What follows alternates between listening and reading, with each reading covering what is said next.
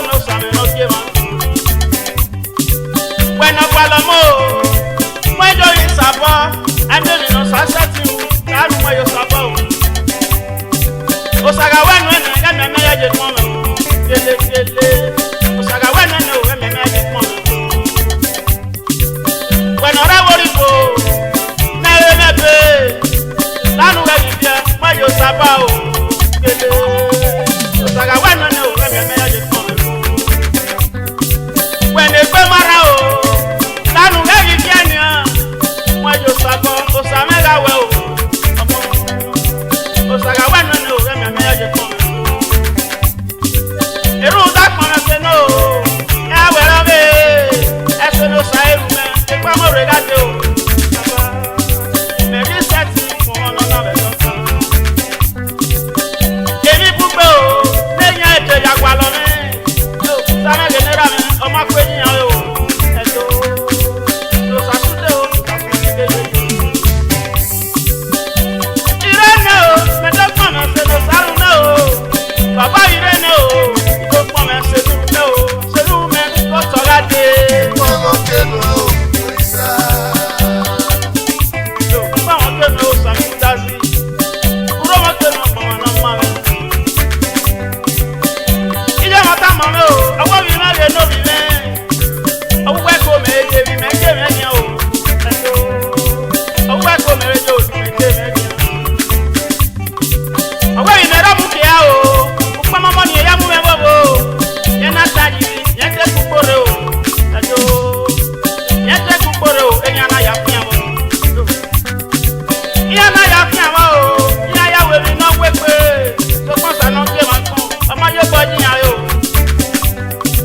los asaqueos no se mucha na yo tú, mereno, me dos pones de los alumnos, papá Irene, dos pones de que cuando regate, Como que no, Luisa. que como que no sabe de tu así, como que no sabe de ramo. Y yo como wow papá, que se ya no veo ni me sucede, venena. Y yo ya digo, me yo ya veo, sabe de tu así, que na ya no ni me do como güey. Etenere vivo, no sabe morueno, sabe huese, pero ya murió o. Y su servicio me dio ya neveto, casi me no pude. Me huele cuco, le huele con todo veto. En allá no, y me dio como salí, que no ya queda con me voy a que no mao. Etenere vivo, que me ya no van a pecar. Padre de Gabriel, ama wo viere mo wo bu, sa me nu da si o. No ma no te na o Padre de Gabriel. Ama wo viere o ma wo bu o. Kele, sa ma genera no we si. Irene o, ito pon me se nuru me o. Sa me Irene o, ito pon me se nuru me ke pa mo de gaje. Como que no, Luisa.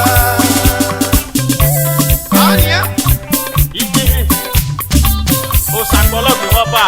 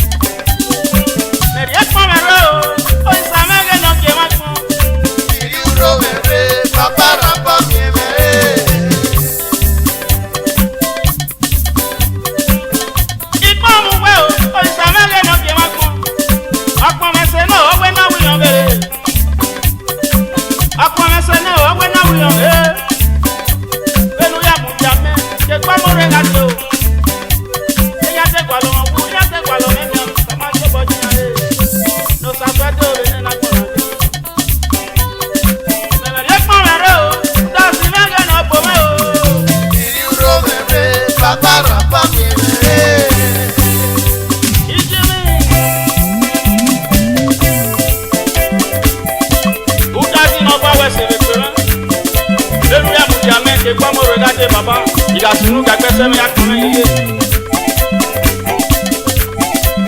Ukine de no bille, ate ba ele come to isa, na we se no sa una ma to ko ibere.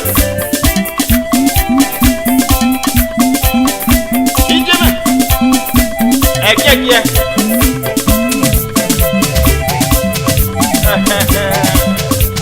Ayo vera won me yeye. Luwis Figo. Yo. Ìwé mi ò mọ̀ ya. Ìwé na le dodo Ma. Ijeme.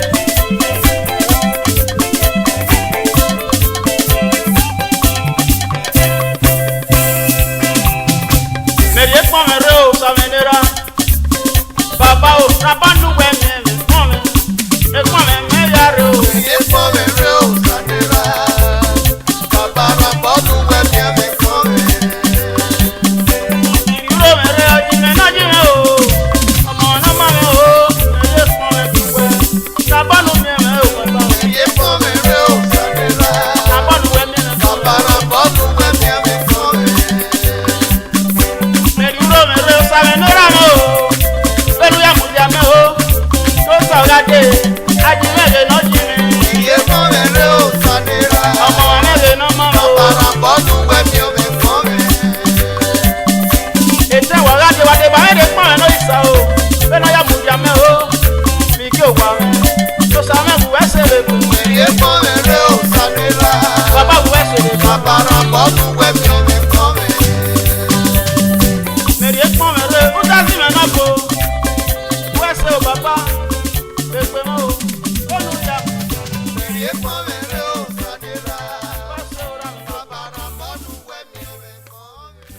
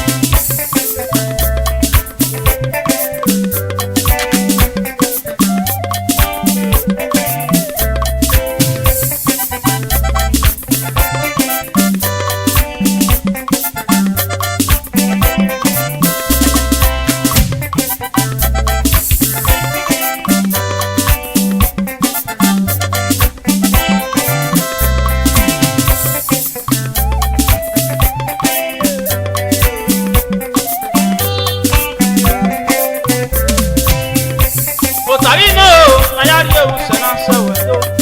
Se ni se we go. Sagun eri e, o ta. Eyan o. Otano na yari ewu se na se o. Sani se ve goke, sakumeri e se gota. Otano na yari ewu se na se o. Sani se ve goke, sakumeri e se gota. Otarino, na ya ri ewu se na se. Se ni se we go ke. Sagun eri e se go ta. Baba o. Otano na yari ewu se na se o. Sani se ve goke, sakumeri e se gota. Otano na yari ewu se na se o. Sani se ve goke, sakumeri e se gota. Ke na mata no. Usa na se wo pe o ta ki ari e se go ta. Oya na e wo pe o ta ki ma ri e se go ta. Usa fun pe o lo pe wa se ko. Oja fun pe lo wo aire na ko. Usa fun pe o lo pe wa se ko. Eje na bi o pe a bi sigi sigi. Eje na bi o pe o a bi sigi sigi. Same genera mo. Wese. Uda si me na bo me o. Wese o bo isame. Otarino, na ya ri ewu se na se we do. Se na se we go. Sagi ma de e se go ta. Eyan o. Otano na yari ewu se na se o. Sani se ve goke, sakumeri e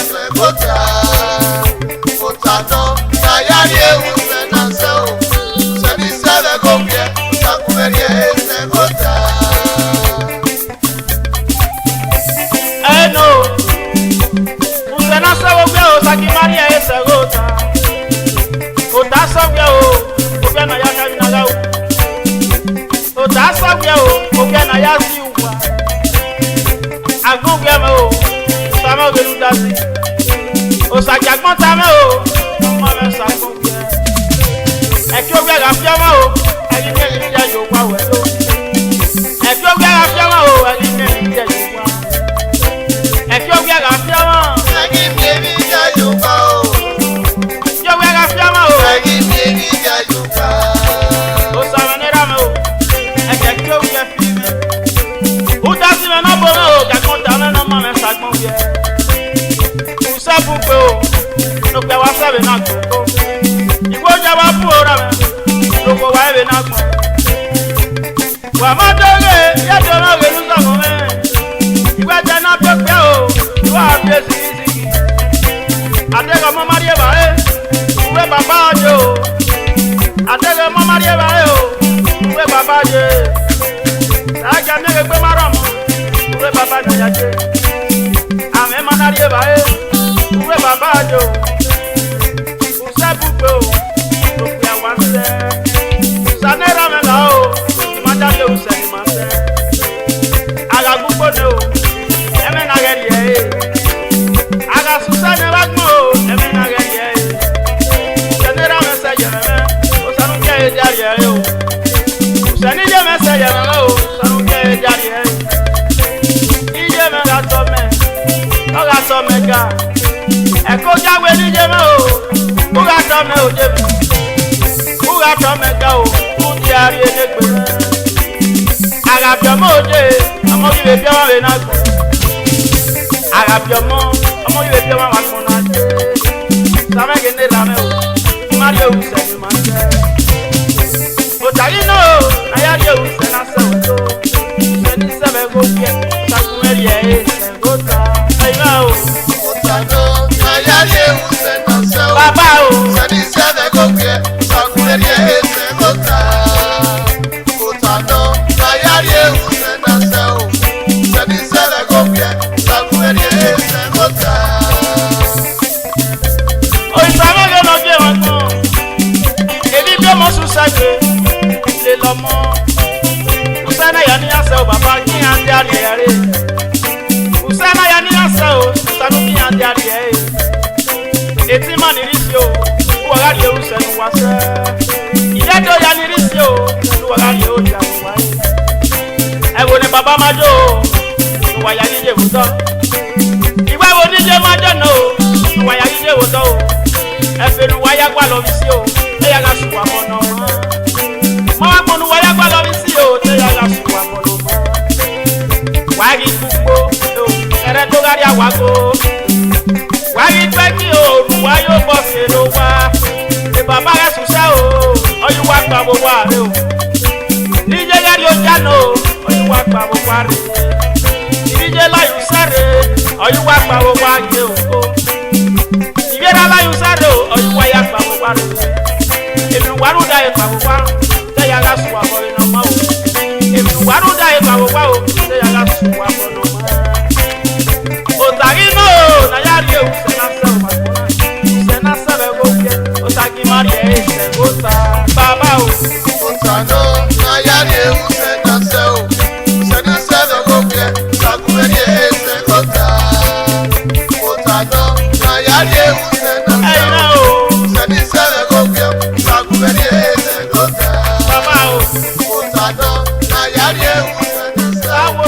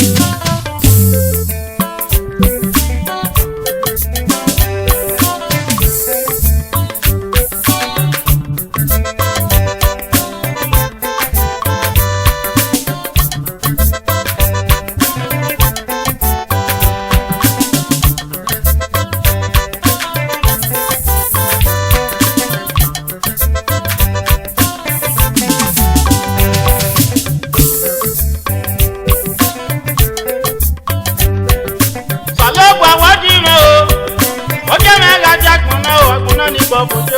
Okieke me, akona ni majo, owe pete.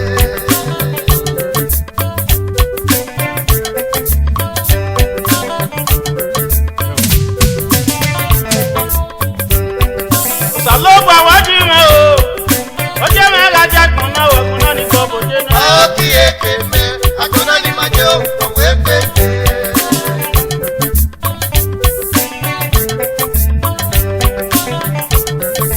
Ọlọ́gbé rọ́bà.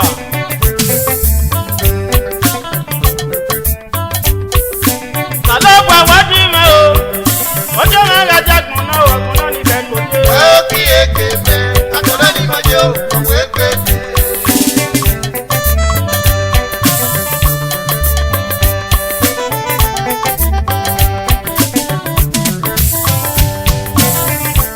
Àgbọ̀n wẹ́gbẹ́ pé o, àgbọ̀n ajé dì mí pé o.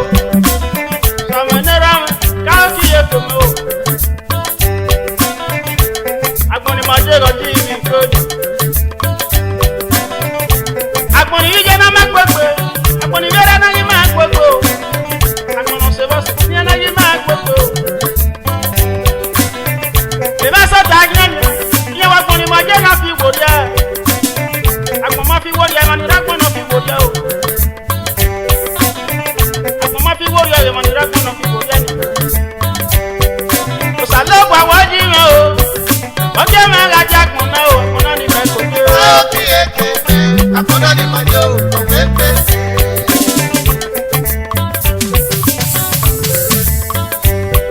Agbon segbe o, agbon aje di mi gbe. E ma so ta yan. Ile wa agbon fi wo ri ani. Agbon ma fi wo de ge ma ni ragbon na fi ko je. O sa me ni ra me o, karo ki e se me ra me. Lele dade agbona ni akulo. Samenera me o danu lele dade. Àwọn lọ́gbọ̀n mi kọ́wé nínú lórí ni mi wá gbọ́ ní yàgbére. Òkè pẹ́lá dọ̀lárọ̀ lọ́rọ̀ ẹ̀wọ̀ ìbò. Òkè náà ni mẹ́fà náà. Ọ̀dọ̀ kiri ó wá. Ọ̀gá mi mú kiri ó wá. Ọ̀gá mi kiri ó pé. On a voté importer and exporter. Ẹ̀dá parí sẹ́, òkè àná rẹ̀ mú yẹ́ rádìó wa o. Gbọ̀ngàn kí ayé wèrè pé oríṣẹ́ wo nínú àtẹ ìkòtòlú. Ọ̀nà wo ènìyàn tẹ́ parí wa ẹ̀? Ìyẹn kan sí ọ ẹ̀, ìyẹn náà kòkó láàdé wa ẹ̀. Ọmọ ẹ̀kọ́ ẹ̀bọ̀ pẹ́ẹ́rẹ́ wù yẹn ní ẹ̀ka wẹ̀ o. Orí tèrè ọ̀sẹ̀ náà yẹ mi yọ̀rẹ̀ wa ẹ̀.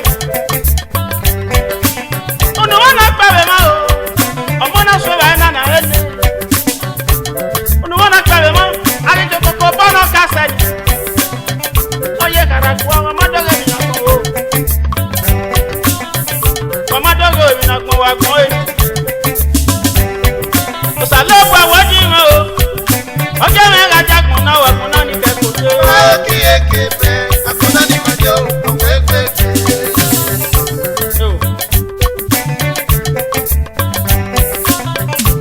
Èmi no sunu magbo o. Ọmọ dere to fi pa mo ti. O ka pa na be dogara na do te mu ibije a. Ibije na ni gana. Iya ya yi meje. Lekere noro na paga ya woriwo. Ọmọ wi ti na wo ibo Salogba na pẹ̀rọ. Ana musu ki go ga jo wa.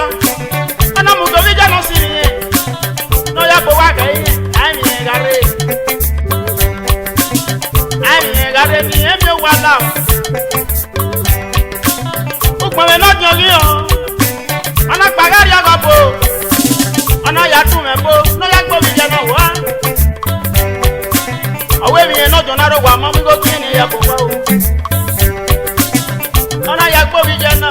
Ni mo go die. Wa ma do ge ibi ni bi ji je we pe. Ina ya yi me do ta wa gbon na ti mi gbo. O sare re ga de. Ina yi me do ta no Salogba ka o ki e ke. O Salogba wadi me o. Ojo me ga jagun na wa kun na ni ke ko je. Okieke me, akona ni majo, owe pete.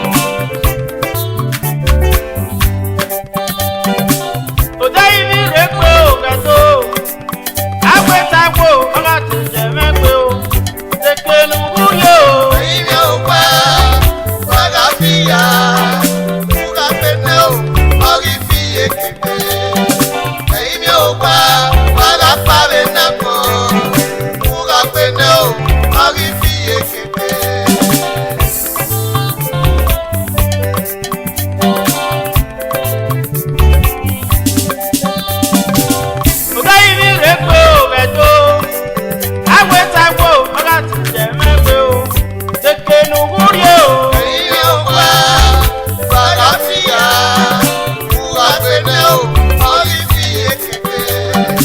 Eile uba, wala pare na ko, uga beneo, ori fie keke.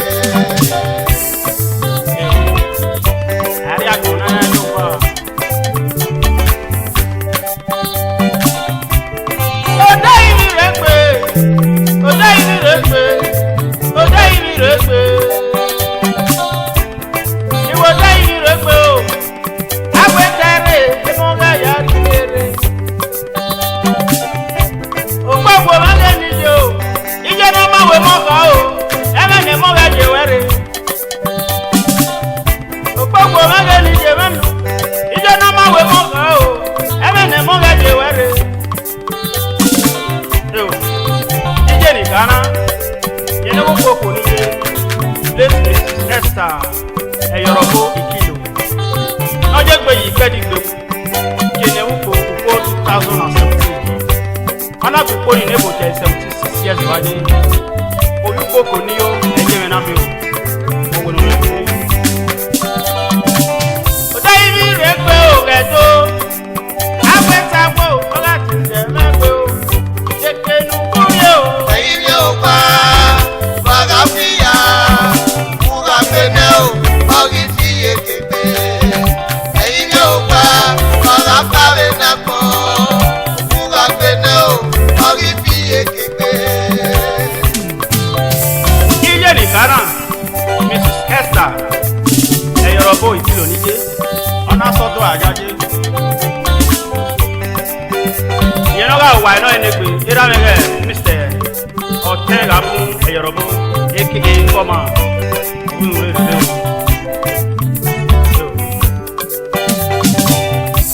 Okpagbo male ni jo. Awo pa we o. Owo kin ari abeje.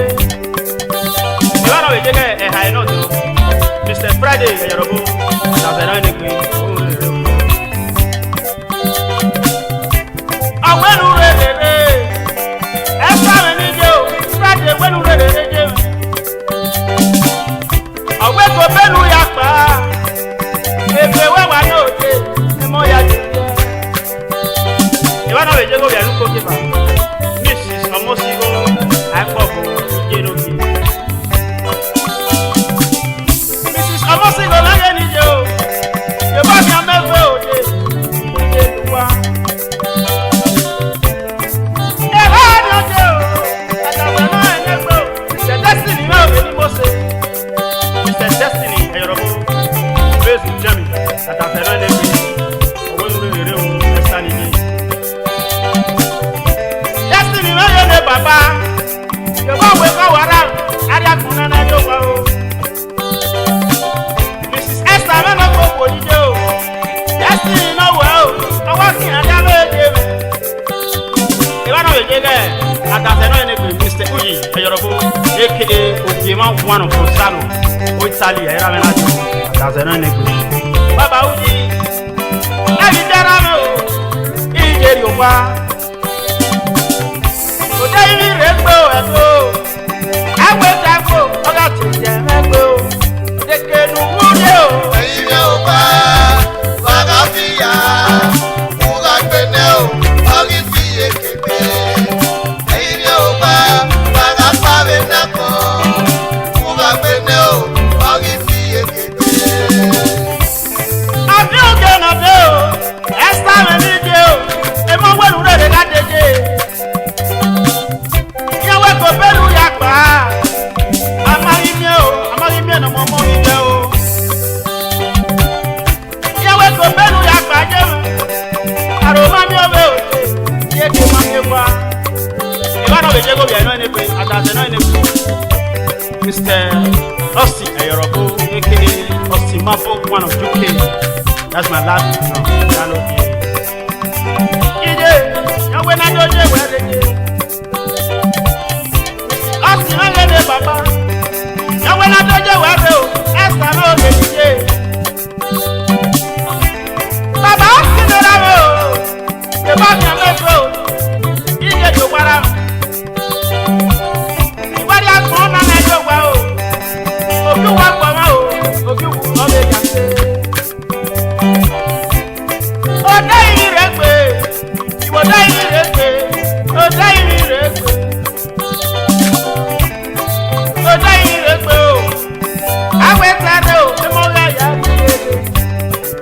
Ivana Vijay, Atazeno Negri, Mr. Man, A.K.A. Izama, one of Napoli, Italy, Atazaya Lupe, Baba Mac, Era Melo. I went over there, Mac, you know well, I was in a yellow agent. Oh, I went over there, Mr. Justice. The justice that you're about, A.K.A. Alapa, one of Rosano, which I have walking out of you. I went away, I went away, if I not in the gadget. I went away, I can't pass in a solo. Where my thought, where that is a but I remember, Papa.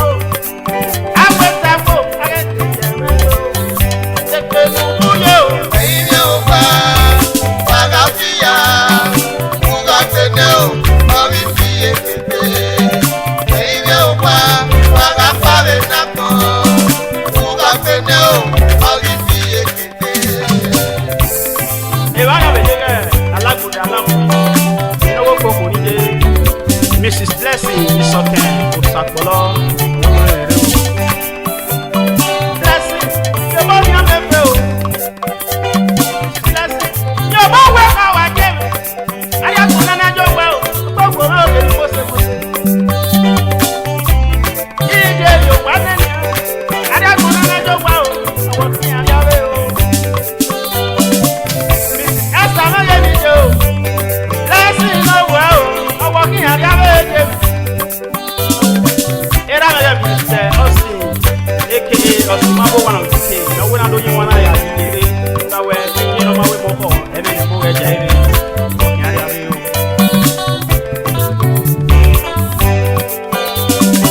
Oh, David,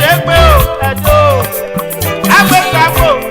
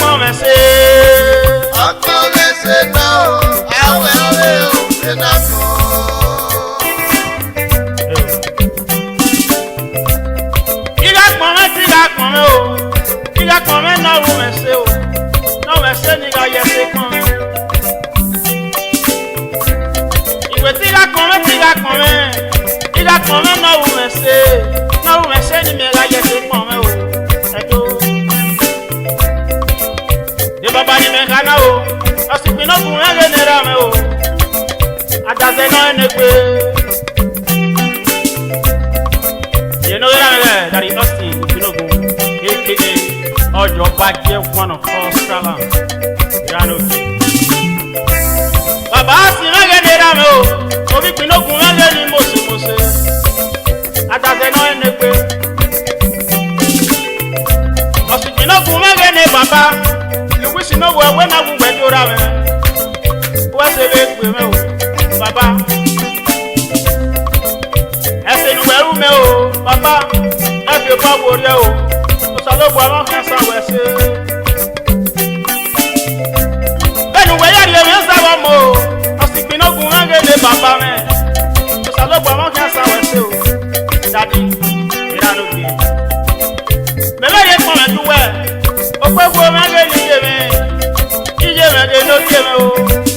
My big mommy, Dora Ilwe, A.K.A. Osekere one of Ireland. Ije no bi. Ije no yaru gbe mi o. Ana ije no yo so ya fun me bobo. Omo na fun me de. We se le pe o. Benu we yari o me se wo mo. Mrs. Dora me no gbogbo mi ni je o. O salo bo mo ke san we se. Ese nu we u me o de. Me ma mia o. Amia ri mia we o. Mommy. Iwe ta keke o. Na la ko me se o. Edo. Ọkọ mi ṣe náà, àwẹ̀ ọ̀rẹ́ òwe náà kọ́. Ela le no de kon me kira me no ti. You know that I no any pe. Mr. Austin, Eyobo. A.K.A. Austin Mapo one of UK. Kira me no ti. Papa Austin Mapo me ke dira me o. O eduke o waje. Atase no any pe.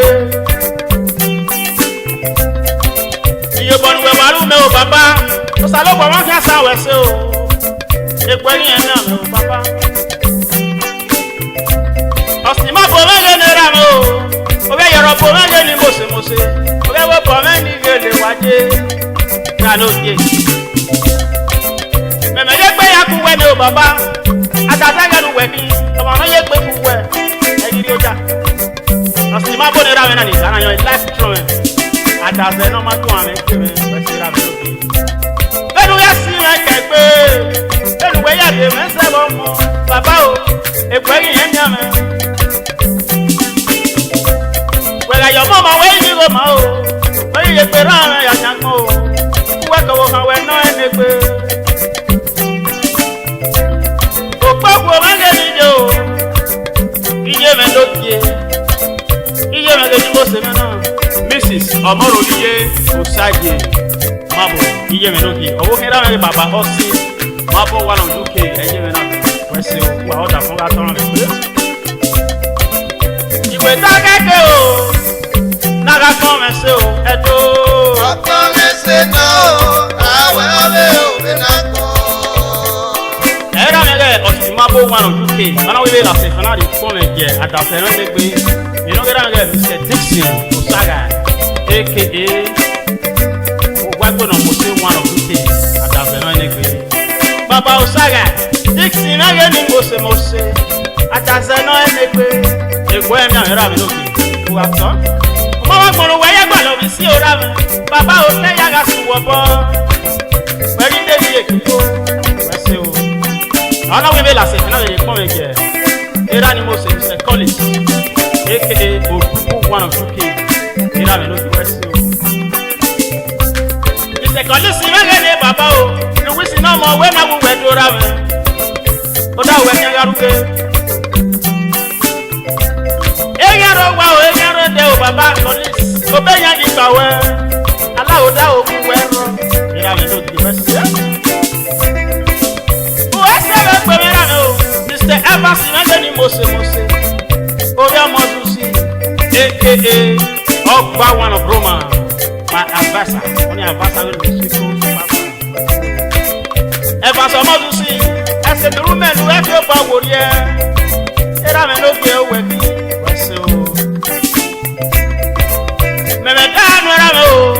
Eba sama tu si male ni mose.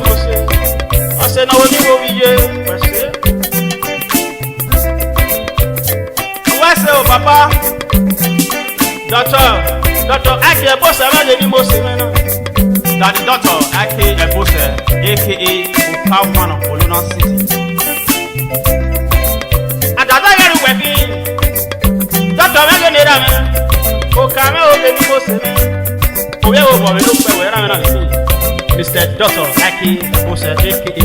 Oka one of Oluna City. Òwe ṣe rámẹ́ o. Lẹ́nu wẹ̀ yá rí ìjọba mi o. Sàlẹ̀ ògbà máa fi ẹ̀sán wẹ̀ ṣe. Ìdájọ́ mẹ́ yá lè ní ìṣe o. Lẹ́nu wẹ̀ yá lè mẹ́sẹ̀ wọ́n mú. Sàlẹ̀ ògbà máa fi ẹ̀sán wẹ̀ yá ṣe. Ìdájọ́ mẹ́ yá lè ní ló wà. Lẹ́nu wẹ̀ yá lè mẹ́sẹ̀ wọ́n mú. Sàlẹ̀ ògbà máa fi ẹ̀sán wẹ̀ yá ṣe. Òwe ṣe o bàbá. Mr. Stalin, Festus, you know, you know that Mr. Stalin, Festus, Vice President, top 12, one of Madrid, and that's another great.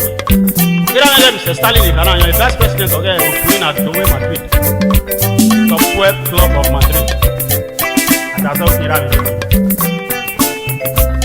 But Festus, you know, Stalin, you know, Egbani yẹn ní bàbá ọlọ́wọ́ yìí láti fún náà lè fún ẹgbẹ́ tó fún ẹbí yàrá ẹgbẹ́ ọwọ́ àtàzẹ́ owó wàyà ní owó ikú wáyé ní àmì yíyẹ. Iye mẹ́lẹ̀ Mrs. Jessica Stalin Festus ẹ̀wọ́n yàrá láti fún náà lórí fún ẹgbẹ́ ọwọ́ àná ẹni pé ìyá mẹ́lẹ̀ Mrs. Stalin Festus. Ògbógbò orílẹ̀ níje Mrs. Jessica mẹ́nu ògbógbò níje o Luwis náà wọ̀ wẹ́ náà wù wẹ́ lóye rẹ̀. And now, last time I will come and that's another way. You know that I am Mr. Victor Akons, A.K.A. Ibewe, one of 2K. You know, Baba Victor, at as a nine, the play with Baba, that way, I go. I won't go where Jenny or Ramo, but that way, I go. If we are going to be seated, I got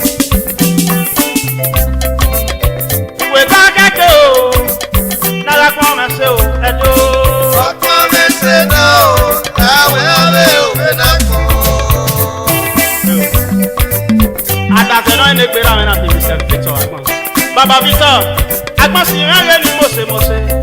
Adàsẹ̀ náà ẹni pé ìrànlẹ́ Mr. Victor nìkan Akons. Ọ̀nà wíńlá sì fún àrífọ́n rẹ̀ jíjẹ́ mi lókè. Ọ̀wú yé mi ló kún mọ̀sẹ̀mọ̀sẹ̀ wẹ́sẹ̀ lọ́rùn yẹn. Ọ̀wú yàn sínú gàgbẹ́sẹ̀ ẹ̀yà kan mẹ́. Ọ̀nà wíńlá hàn mí jẹ́ mi wẹ̀ mi fẹ́ tó dé jíjẹ́ nìkan náà ìrànlẹ́ Mrs. Dora ìlú ẹ̀.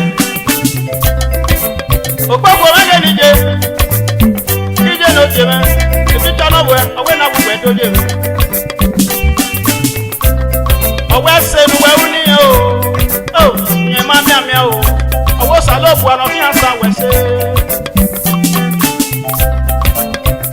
Ìbáni ọjọ́ òpópó mẹ́lẹ̀ níjẹ́ mẹ́.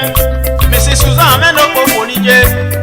Mrs. Susan ọmọrú yìí kù sí ọ̀sẹ̀ fi ìgbọ́mọdá mi ẹ̀yẹ́ mi náà fi o, ọ̀strapì. Ọwọ́ ẹsẹ̀ bẹ̀ pẹ́ mẹ́.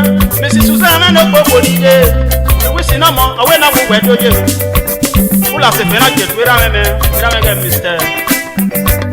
Usio se fera meme weso. Oso, Mrs. Juliet na gbogbo.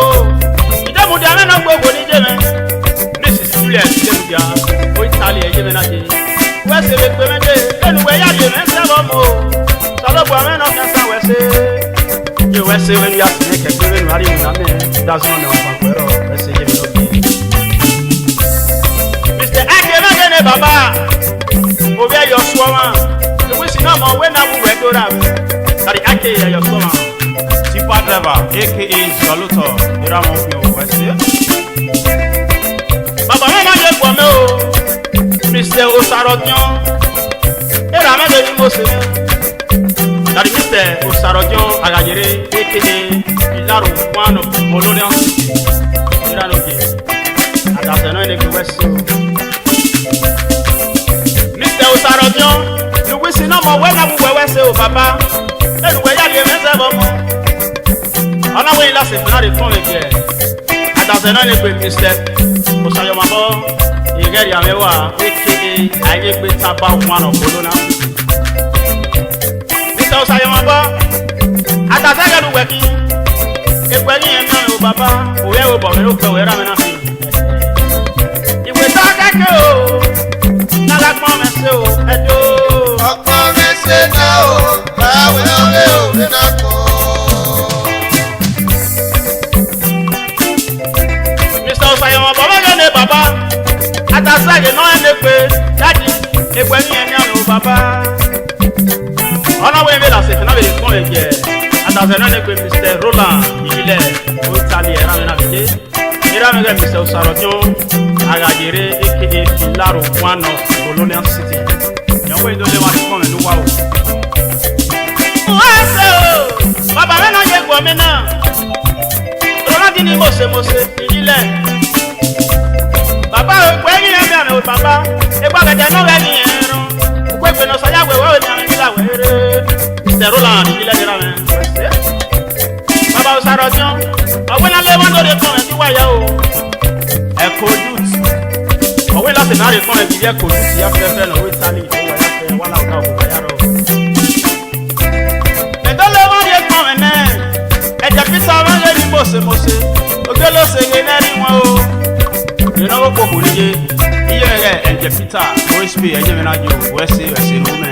Wese jiro bi. Iwe ta kake o. Na la pon me se o. Edo.